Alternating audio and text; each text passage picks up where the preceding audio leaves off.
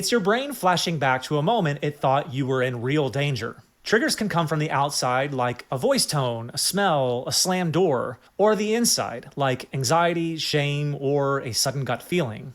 When you react more intensely than a situation calls for, that's a clue. You're not broken. Your nervous system is remembering something you don't need to consciously recall. Triggers form when an experience overwhelms your ability to cope. And instead of processing it, your body locks it in as a survival memory. Raised voices become the equivalent of dad losing it again. Being ignored equates to emotional neglect. Every authority figure triggers every time that you got shut down. Now, years later, your brain still hits the panic button like that same thing is happening right now. It turns out, our brains can't always tell time when it's in survival mode. Want to know what your triggers are? It's time to start tracking disproportionate reactions. You can use the Notes app on your phone, your laptop, or a plain old notebook, whatever works. I want you to try to think back to the last time you felt overwhelmed. Or think of a really memorable time when this happened. Now here's what I want you to write down. First, what exactly just happened? Next, what did I feel? Not think, but feel in my body. And then lastly,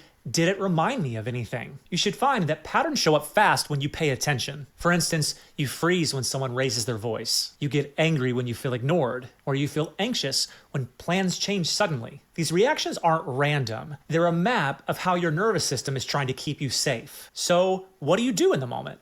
Try this simple grounding reset. I call it touch, breathe, and move. Step 1, touch something real and solid. It could be your chair, your table, the wall, or something in your pocket. Step 2, we need to breathe.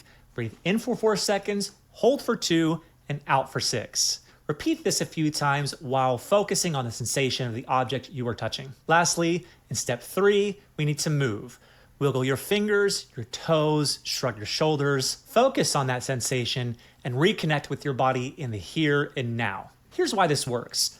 Touch, firstly, reminds your brain that you're here. Breathing helps regulate the panic loop, and movement pulls you out of freeze and back into agency. You're not avoiding the trigger, you're showing your brain that it's safe to stay present. The truth is, healing starts with awareness. You have to name it to tame it. When you can name your triggers, you can work with them. You can respond with clarity instead of just reacting to the pain. You don't need to get over it, you just need to get curious about how it still lives in your body and start making new choices.